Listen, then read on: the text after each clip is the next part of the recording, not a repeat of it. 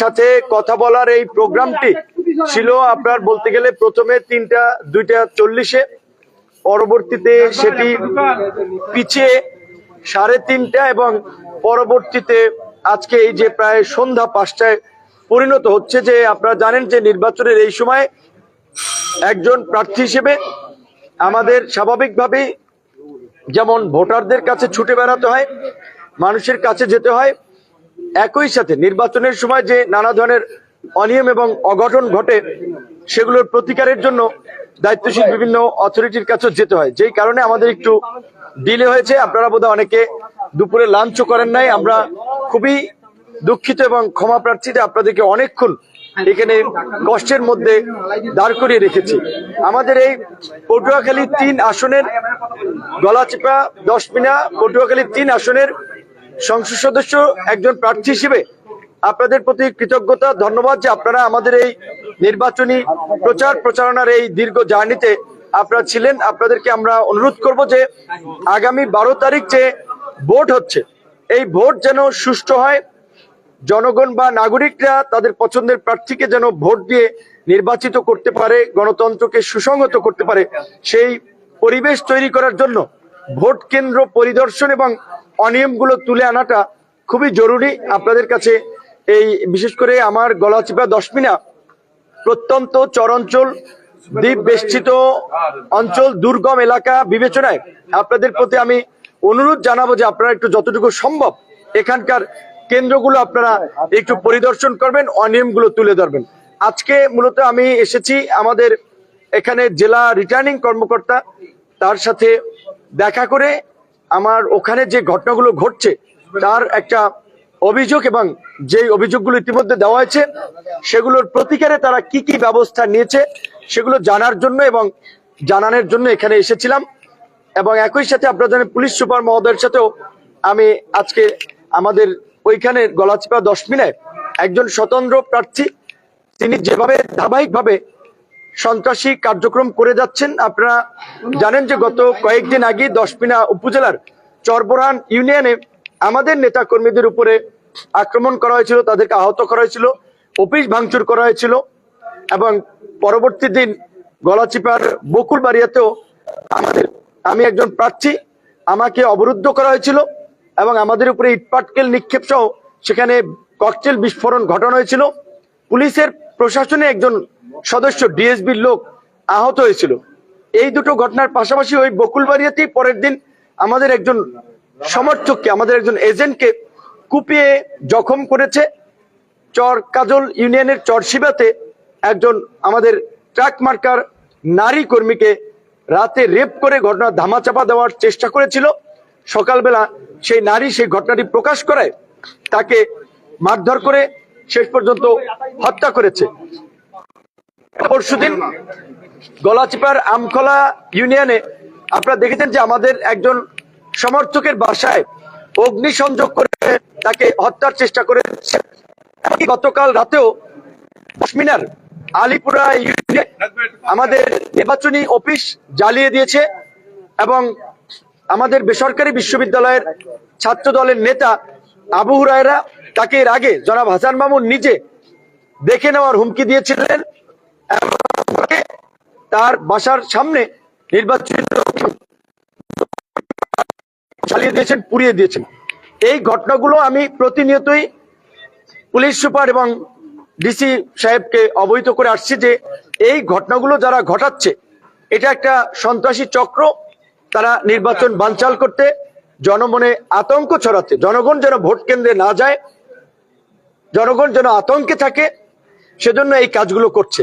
তো আমি ডিসি মহোদয় এবং এসপি মহোদয়কে জানিয়েছি এই ঘটনাগুলোতে যারা জড়িত, এই দুর্বৃত্তদেরকে যদি গ্রেপ্তার করা না হয়, আইনের আওতায় না আনা হয়, তাহলে আমাদের পক্ষে নির্বাচন করা সম্ভব নয় এবং জনগণ একটা নিরাপত্তাহীনতা আছে, ভোটাররা একটা আশঙ্কার মধ্যে আছে। যেখানে পরাপর এই 5টি উল্লেখযোগ্য ঘটনা, একটি বাড়ি পুড়িয়ে দেওয়া, জ্বালিয়ে দেওয়া, একটি অফিস পুড়িয়ে দেওয়া, একজন নারীকে রেপ করে হত্যা করা এবং চরবোরহানে আপনার অফিস ভাঙচুর করা, একজন মানুষকে কুপিয়ে আপনার আহত করা, এরকমের উল্লেখযোগ্য ঘটনা ঘটলেও এখন পর্যন্ত প্রশাসন যে ব্যবস্থা নিয়েছে সেটি সন্তোষজনক নয়। আজকে আমি আপনাদেরকে জানিয়ে রাখতে চাই, আমি নির্বাচন কমিশনের যে সচিব মহোদয় তাকেও এই ঘটনাটি জানিয়েছি এবং পুলিশের আইজিপি তাকেও আমি জানিয়েছি। কারণ একজন স্বতন্ত্র প্রার্থী স্পষ্টতই তিনি এলাকার চিহ্নিত চর দখলকারী, ভূমিদস্যু, চাঁদাবাজ, মাফিয়াদের নিয়ে এই শান্তির জনপদে অশান্তি সৃষ্টি করার জন্য, নির্বাচন বানচাল করার জন্য এই অপকর্মগুলো করে বেড়াচ্ছেন। এই অপকর্ম যদি থামানো না হয় এবং ব্যবস্থা না নেওয়া হয়, তাহলে আমাদের এজেন্টরা, আমাদের ভোটাররা চরম একটা নিরাপত্তাহীনতার মধ্যে আছে। তো আমি একটি দলের প্রধান, আপনারা জানেন, ডাকসুর ভিপি ছিলাম, এখন একটি বড় রাজনৈতিক দল ও জোটের সমর্থনে নির্বাচন করছি। আমার মতো প্রার্থী যদি এলাকায় এই ধরনের পরিস্থিতির মধ্যে থাকি, আমার সন্দেহ সারা বাংলাদেশে কি পরিস্থিতি হচ্ছে। এবং এই পরিস্থিতি যদি চলতে থাকে, বিশেষ করে আমি পরিষ্কারভাবেই বলেছি, এই ঘটনা যদি এই সন্ত্রাসীদেরকে যদি গ্রেফতার করা না হয়, তাদের বিরুদ্ধে যদি ব্যবস্থা না নেওয়া হয়, তাহলে তো আমার পক্ষে নির্বাচন করা সম্ভব নয়। তাহলে আমার আগামীকালকে হয়তো এই সন্ত্রাসীদের গ্রেপ্তারের জন্য আমাদের আন্দোলন করা লাগতে পারে। সেই বিষয়টি আমি কিন্তু ঊর্ধ্বতন কর্তৃপক্ষকে জানিয়েছি। কারণ জনগণকে, ভোটারদেরকে অনিরাপদ রেখে, তাদেরকে হুমকির মুখে ফেলে একটা সুষ্ঠু নির্বাচন কোনোভাবেই সম্ভব নয়। বর্তমান সরকারের যে অঙ্গীকার, নির্বাচন কমিশন যে কথাগুলো বলছে, পটুয়াখালীতে আমরা তার প্রতিফলন দেখতে পাচ্ছি না। আজকেও আপনারা দেখেছেন যে আমাদের একজন ছাত্র দলের নেতা নিশাত এবং শফিকুলকে ফোনে হুমকি দিচ্ছে। তো এইভাবে প্রতিনিয়ত বাসা বাড়িতে গিয়ে গিয়ে হুমকি দিচ্ছে। এই সমস্ত অভিযোগগুলো দায়ের করা হলেও তেমন শক্ত ভূমিকা নেওয়া হচ্ছে না। দায় সারা পুলিশ যাচ্ছে, পরে বলছে খুঁজে পাচ্ছে না। কারণ যাওয়ার আগেই তাদেরকে মেসেজ দিয়ে দেওয়া হয় তারা যেন পালিয়ে যায়।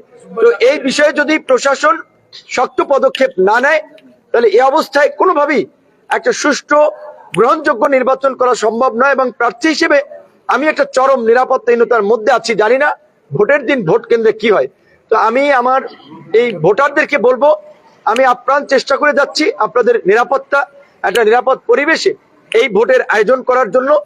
আশা করি প্রশাসন এই অভিযোগগুলো আমলে নিয়ে এই চিহ্নিত দুর্বৃত্ত সন্ত্রাসীদের বিরুদ্ধে ব্যবস্থা নেবেন। আপনারা সকাল 7টার মধ্যেই ভোট কেন্দ্রে যাবেন, ভোট কেন্দ্রে গিয়ে ভোট দিবেন। এবং ভোট যদি কেউ প্রভাবিত করার চেষ্টা করে, কেন্দ্র দখলের চেষ্টা করে, কোনো প্রিজাইডিং পুলিং অফিসার যদি বিতর্কিত ভূমিকা নেয়, আপনারা প্রতিহত করবেন।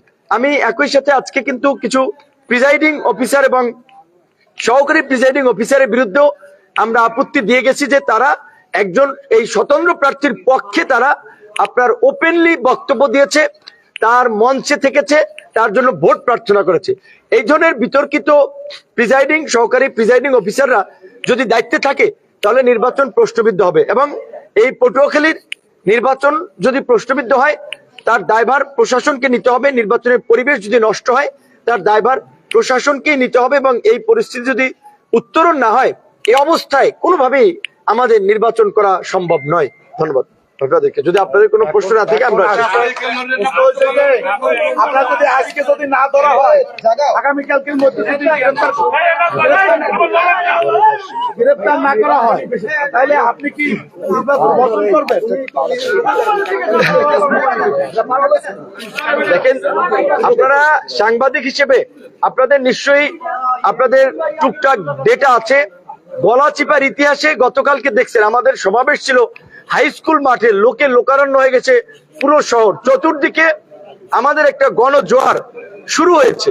তো এই আমাদের বিজয়কে ঠেকাতে আজকে যে মেকানিজম গুলো করা হচ্ছে, এই প্রশাসনকে ব্যবহার করে মানুষের মাঝে ভীতি ছড়ানোর জন্য, এখন এইগুলোতে যদি প্রশাসন ব্যবস্থা না নেয়, তাহলে তো আমি এই কারচুপি, অনিয়ম, প্রতারণার নির্বাচনে যাব না। যদি প্রশাসন ব্যবস্থা না নেয়, ইতিমধ্যেই অভিযোগগুলো দেওয়া হয়েছে, কিন্তু একটা অভিযোগের উল্লেখযোগ্য সুরা করেনি। আজকে আমরা আগামীকালকে দেখতে চাই তারা কি পদক্ষেপ নেয়, তারপরে আমাদের করণীয় ঠিক করবে। এই নির্বাচন বহুল প্রত্যাশিত নির্বাচন, এই নির্বাচন বাংলাদেশে হতেই হবে এবং সেই নির্বাচন হতে হবে অবাধ, সুষ্ঠু, নিরপেক্ষ নির্বাচন। সেই নির্বাচন নিয়ে যদি কেউ ঢিলেঢালা ভূমিকা, প্রশ্নবিদ্ধ ভূমিকা রেখে নির্বাচনকে বিতর্কিত করার সুযোগ দেয়, কিংবা নির্বাচন যারা বানচাল করতে চায় তাদের সুযোগ দেয়, তাহলে সেই দায়ভার সেটা প্রশাসনেরও যারা তাদেরকেও নিতে হবে। এবং অবশ্যই নির্বাচনের আগে এই সন্ত্রাসীদেরকে সন্ত্রাসীদের বিরুদ্ধে ব্যবস্থা নিতে হবে। ব্যবস্থা না নেওয়া হলে তো তাহলে বিতর্কিত ভূমিকা রাখা প্রশাসনের বিরুদ্ধে আমরা জনগণকে নিয়ে দাঁড়াবো। এটাই হচ্ছে আমাদের পরবর্তী করণীয়, সেটা সময়সূচি আপনাদেরকে জানিয়ে দেওয়া হবে। ধন্যবাদ। ওনারা বলেছেন তারা আশ্বস্ত করেছেন যে তারা নির্বাচন সুষ্ঠু করার জন্য সর্বাত্মক তারা কাজ করবেন, অভিযোগগুলো তারা প্রতিকার করার চেষ্টা করবেন, এটা তারা আশ্বস্ত করেছেন। আমরা আগামীকাল ভোর পর্যন্ত দেখতে চাই যে ওনারা কি ব্যবস্থা নিয়েছেন।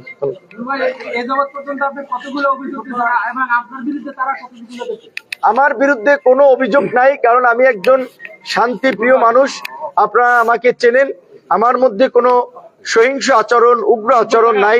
আমি বিনয়ের সাথেই জনগণের কাছে ভোট প্রার্থনা করি, জনগণের কাছে যাই। আমি নির্বাচিত হলে এই জনপদে কি করব আমি সেই কথা বলি। আমার কোনো লোক কারো অফিস ভাঙচুর করে নাই, কারো মাথায় বাড়ি দেয় নাই, কাউকে হুমকি দামকি দেয় নাই। বরঞ্চ আমাদের সাথে জনগণ থাকায়, আমাদের বিজয় আসন্ন দেখে এই বিশেষ করে স্বতন্ত্র প্রার্থী যিনি নিজ দলেরই সিদ্ধান্ত মানেন না, দলেরই বিরুদ্ধে দাঁড়ান, তার দ্বারা সবকিছু করা সম্ভব। এবং তিনি নির্বাচন যে বানচাল করতে চায়, দেশি বিদেশি শক্তি তাদের সাথে হাত মিলিয়ে এই পটুয়াখালী নির্বাচন বানচাল করতে চাচ্ছেন, নির্বাচনকে বিতর্কিত করতে চাচ্ছেন। কাজে প্রশাসনের উচিত হবে যেই ঘটনাগুলোতে অভিযোগ করা হয়েছে সেই ঘটনাগুলো খতিয়ে দেখে তাদের বিরুদ্ধে ব্যবস্থা নেওয়া। আমার কোনো লোক কাউকে একটা হুমকিও দেয় না। আর এই স্বতন্ত্র প্রার্থীর উগ্র সমর্থক সন্ত্রাসীরা যে কাজগুলো করছে সেগুলো সোশ্যাল মিডিয়াতে ভাইরাল হচ্ছে, মানুষ প্রকাশ্যে দেখছে।